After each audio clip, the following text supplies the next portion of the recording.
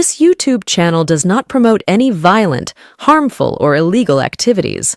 All content provided by this channel is meant for an educational purpose only.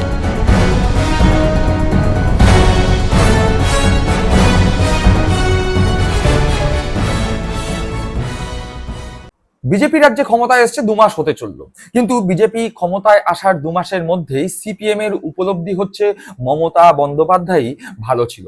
দেখুন, যারা তৃণমূল কংগ্রেস বা সাধারণ নাগরিক আছেন তারা বিভিন্ন সময় লক্ষ্মীর ভান্ডার হোক বা হকার উচ্ছেদ হোক বা বিভিন্ন বিষয় নিয়ে মুখ খুলতে গিয়ে বলেছেন আগের সরকারই ভালো ছিল, অন্ততপক্ষে আমাদের পেটে লাথি মারেনি। হকার উচ্ছেদকে কেন্দ্র করে বা অবৈধ নির্মাণ ভাঙাকে কেন্দ্র করে বিভিন্ন স্টেশনের আশেপাশে যে বিক্ষোভ দেখা গেছে, যে কান্নার দৃশ্য দেখা গেছে, তারপরে এই দৃশ্য বারে বারে এসছে।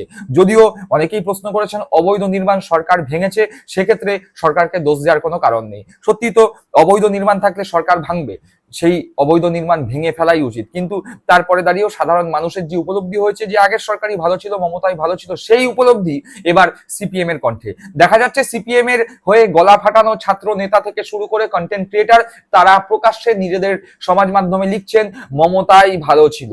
আবার পাশাপাশি সিপিএম এর মিছিলে যারা যোগদান করেছেন তারা হাতে সিপিএম এর পতাকা নিয়ে বলছেন মমতা আমাদের পেটে লাথি মারেনি, মমতা আমাদের সাহায্য করেছিল, মমতার দেয়া ভাতায় আমাদের সংসার চলতো, মমতাই ভালো ছিল। প্রথমেই দেখি সিপিএম এর ছাত্র নেতা কন্টেন্ট ক্রিয়েটার অনুভব মাইতি, তিনি কি বলছেন।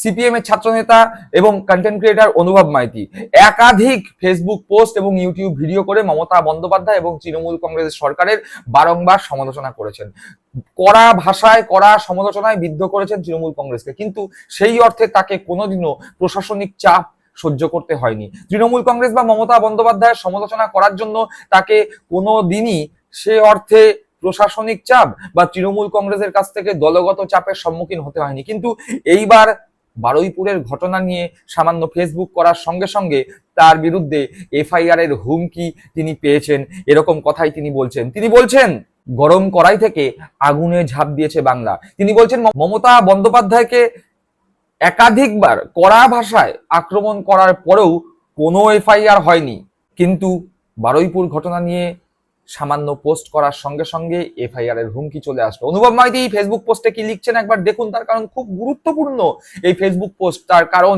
এই অনুভব মাইতি অতীতে একাধিকবার তৃণমূল কংগ্রেসের বিরুদ্ধে স্বর চড়িয়েছেন, বর্তমানেও স্বর চড়ান, এমনকি তার ফেসবুকে পিন পোস্টে মমতা বন্দ্যোপাধ্যায়ের সমালোচনা করে ভিডিওও রাখা রয়েছে।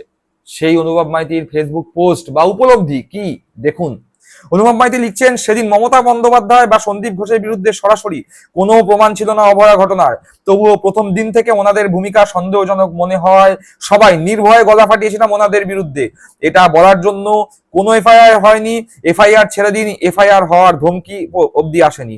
আজ বারুইপুরের ঘটনায় পাড়ার লোকেরা বিজেপির মন্ডল সভাপতির বিরুদ্ধে অভিযোগ করেছে, সোশ্যাল মিডিয়াতে সেইটুকুনি মাত্র লিখে ফেলেছিলাম পুরো ঘটনার বর্ণনা করতে গিয়ে। টেলিগ্রাফ, বর্তমান, ইন্ডিয়া টুডে, জি 24 ঘন্টার মতো চ্যানেল জানিয়েছে শান্তনু মন্ডলকে গ্রেপ্তার করা হয়েছে। বাচ্চা মেয়েটাকে হারিয়ে ফেললাম, পুরো ঘটনা ওদের বিব্রত করলো না, বিব্রত করলো শান্তনুর নাম প্রকাশ্যে আসায়। টানা এফআইআর এর হুমকি আসছে, 2 মাস হয়নি ক্ষমতায় এসছে। এই উদ্ধত্ত প্যারোডি করতে গিয়ে মমতা বন্দ্যোপাধ্যায়কে কয়েকবার পিসদের পিসিমণি বলেছি, একটাও এফআইআর নেই। বিজেপি শান্তনু মন্ডলের বিরুদ্ধে অভিযোগ করা হচ্ছে, এটুকু লিখতেই গোটা ইকোসিস্টেমকে নামিয়ে দিয়েছে এফআইআর করতে। গরম কড়া থেকে আগুনে ঝাঁপ দিয়েছে বাংলা। অর্থাৎ অনুভব মাইতির এই অনুভূতি অন্ততপক্ষে সিপিএম এর বহু নেতা, বহু নিচতলার কর্মীদের অনুভূতি প্রকাশ করছে। অর্থাৎ এতদিন পর্যন্ত মমতা বন্দ্যোপাধ্যায়ের বিরোধিতা, তৃণমূল কংগ্রেসের বিরোধিতা নির্ভয় করতে পেরেছে, কিন্তু নতুন বাংলায় নতুন সরকারের বিরুদ্ধে বিরোধিতা করতে গেলে হয়তো একটু বুঝে শুনেই বিরোধিতা করতে হবে।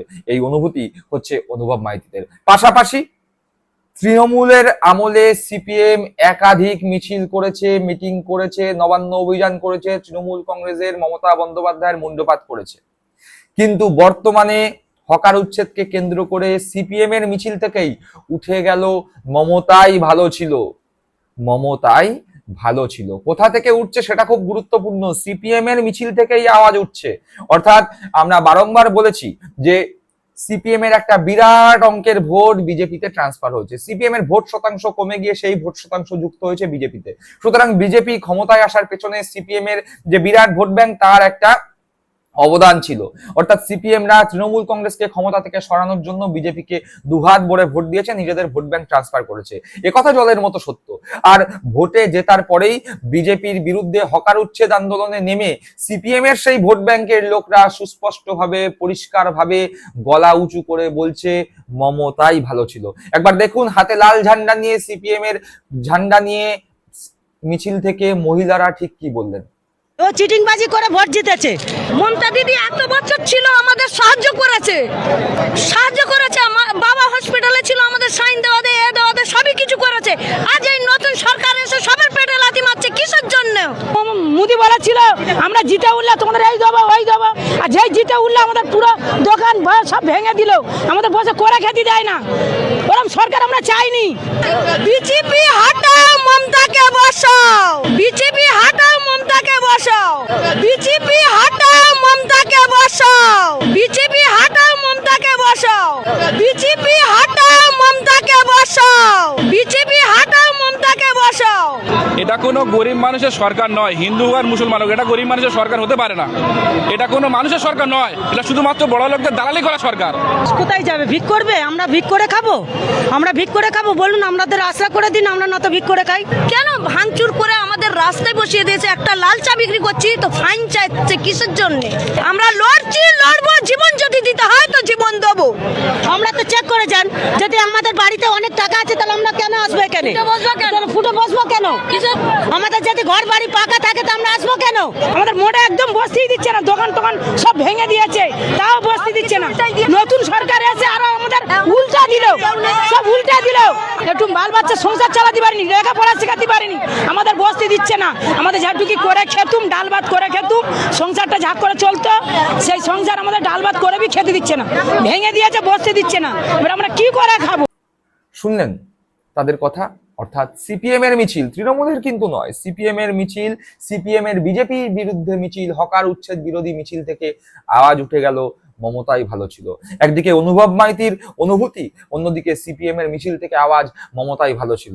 ধীরে ধীরে হয়তো গোটা বাংলা অনুভব করতে পারবে মমতাই ভালো ছিল। দর্শক বন্ধুরা, আপনারা কি মনে করছেন? অবশ্যই কমেন্ট বক্সে কমেন্ট করে জানাবেন।